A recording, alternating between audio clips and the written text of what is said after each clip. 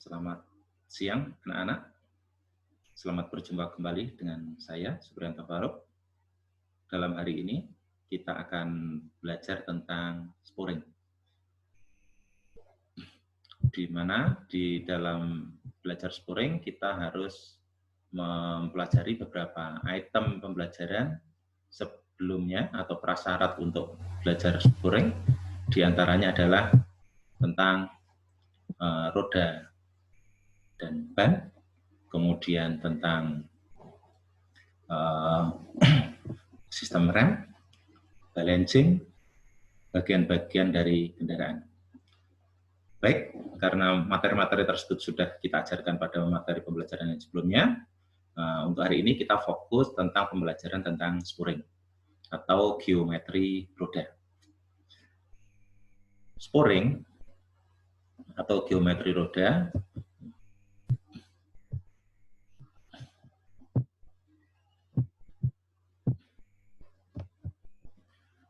ya, sporing atau geometri roda adalah beberapa penyetelan pada beberapa bagian kendaraan, terkhusus untuk sebagian besar mobil adalah pada roda depan.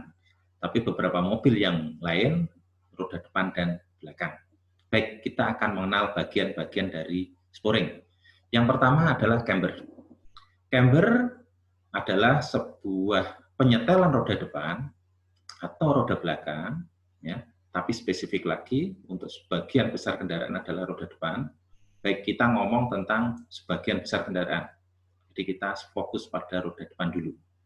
Camber adalah penyetelan kemiringan roda, di mana roda itu kalau dilihat dari depan, tampak roda akan miring keluar atau miring ke dalam, seperti gambar pada layar. Ketika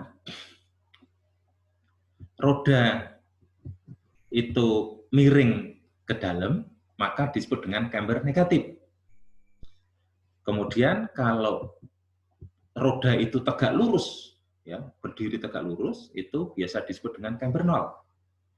Kemudian kalau untuk camber positif adalah roda ketika dilihat dari depan cenderung miring ke arah luar.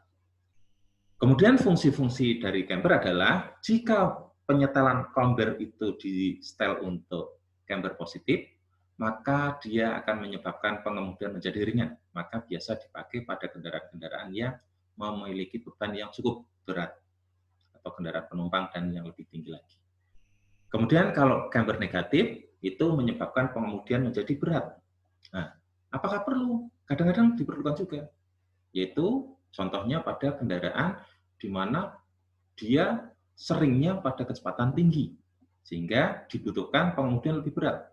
Nah, tetapi ketika dia di kota-kota, jalan kota, maka dibutuhkan ada peringan kemudi atau biasa disebut dengan power steering. Camber nol tidak dianjurkan karena menyebabkan kestabilitasan pengemudian berkurang. Itu anak-anak tentang camber. Kemudian penyetelan roda kiri dan kanan tidak memungkinkan sama. Kadang-kadang beda. Tidak semuanya bisa sama. Nah, ketika tidak sama, maka diizinkan oleh sistem, oleh pengetahuan kita yang pelajari, yaitu maksimal 30 derajat perbedaan roda kiri dan kanan. Jika terlalu besar, maka dia akan menarik ke arah sisi yang lebih besar. Jadi kalau camber positifnya terlalu keluar besar, ya dia akan narik yang ke arah positif. Jadi larinya ke arah yang positif. Di Indonesia, di jalanan umum, itu umumnya jalan adalah cenderung miring ke kiri. Sehingga kita sarankan kalau ada perbedaan, itu antara roda kiri dan kanan pada bagian depan dianjurkan kanan lebih besar sedikit. Kanan lebih besar sedikit dibanding sebelah kiri, supaya jalan kendaraan tetap lurus. Kalau besar kiri, maka kendaraan cenderung akan lari ke arah kiri. Baik, itu tentang camber. Kita menuju ke caster. Caster adalah sebuah penyetelan kendaraan Ya. Di sini adalah kemiringan sumbu putar kemudi kalau dilihat dari samping, ya, dia akan terlihat cenderung lebih ke depan atau ke belakang. Dan hampir semua kendaraan caster itu positif atau miring ke depan. Seperti gambar pada paling bawah sendiri. Ya. Seperti gambar yang paling bawah ini. Kemudian fungsi caster pada saat jalan lurus adalah menyebabkan pengemudian stabil. Lurus tetap lurus meskipun roda kemudi dilepas. Kemudian saat belok berfungsi untuk ya, pada saat belok dengan berubahnya camber, roda keluar ke arah negatif dan ban menopang pada permukaan jalan dengan baik. Tidak mudah slip keluar dari radius jalan. Ya, menyebabkan tidak keluar dari radius jalan. Itu fungsi utama dari caster. Kemudian materi yang ketiga adalah tentang toe.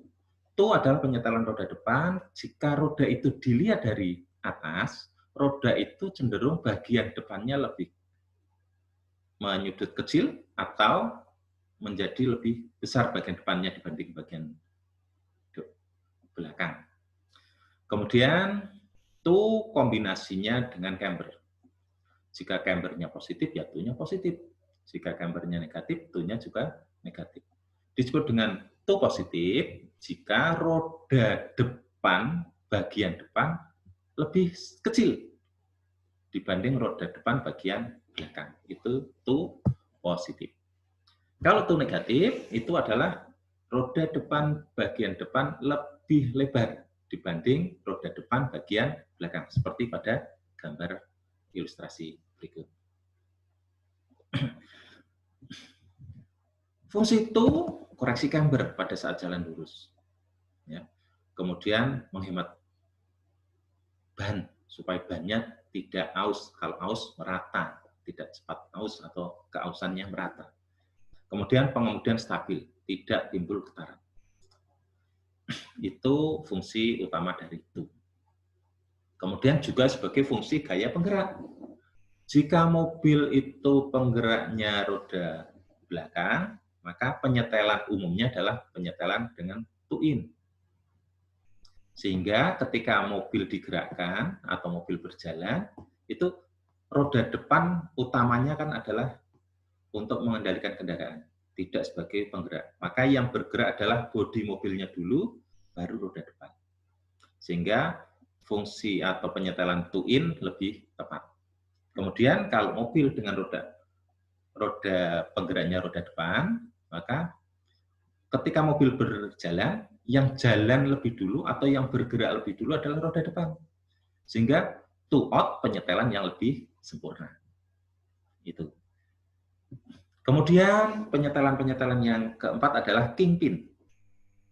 Atau biasa kita simpulkan dengan sudut pita. Ya, sudut pita ini, kingpin. Atau kemiringan sumbu kingpin terhadap garis vertikal dilihat dari depan kendaraan. Sudut kingpin berfungsi untuk mengembalikan sikap roda ke posisi lurus setelah membelok. Kemudian penyetelan berikutnya adalah sudut belok atau turning radius. Sudut belok adalah sudut roda untuk membelokkan kendaraan. Dalam hal ini dilayani oleh sistem sambungan-sambungan kemudi atau linkage kemudi. Pada umumnya sudut belok roda bagian dalam lebih besar dibandingkan roda keluar. Ya, ketika mobil berbelok, belok kanan, ya, maka roda kanan miringnya atau beloknya lebih besar dibanding roda yang kiri. Sebaliknya, ketika berbelok ke kiri, maka roda kiri sudutnya lebih besar dibanding roda yang kanan atau sudut luar. Itu penyetelan sudut belok. Nah, kemudian konsep penyetelan sudut belok itu menggunakan prinsip Ackermann-Gento, di mana prinsip Ackermann-Gento adalah ketika mobil berbelok, supaya tidak terjadi keluar dari jalur yang diinginkan, maka semua roda atau 4 rodanya pada mobil-mobil tersebut harus memiliki sumbu sudut yang sama. Ya, titik nol sudutnya sama, yaitu pada titik sudut roda depan, kiri, dan kanan, roda belakang sama. Sehingga ini menyebabkan kemudi atau jalannya roda nanti sesuai dengan garis yang diinginkan. Ini prinsip Eckermann-Gento. Baik, anak-anak, itu gambaran tentang penyetelan-penyetelan pada sporing. Ya. Apakah ada yang ditanyakan, anak-anak? Oke, kalau tidak ada, untuk pertanyaan-pertanyaan nanti kita bahas pada chatting kita pada kelas, ya, kelas room di ruang online ini. Dan untuk saat ini pembelajaran tentang sporing saya cukupkan sekian. Ada kurang lebihnya dari saya, mohon maaf, sekian. Ya, kemudian nanti kita lanjut lagi pada pertemuan-pertemuan berikutnya tentang materi-materi yang lain, atau kalau materi sporing tentang tanya jawab yang ada. Baik, saya akhiri sekian. Wassalamualaikum warahmatullahi wabarakatuh.